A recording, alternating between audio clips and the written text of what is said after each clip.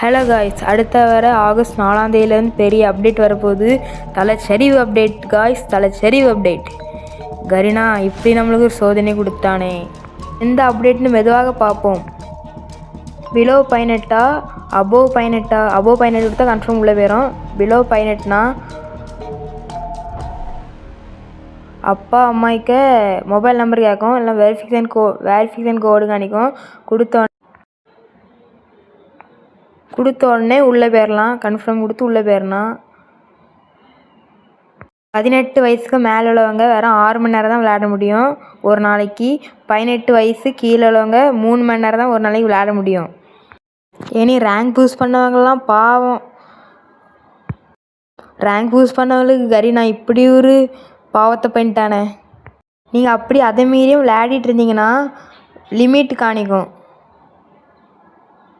ஒரு நாளைக்கு 7000 ரூபா தான் டாப்அப் பண்ண முடியும்.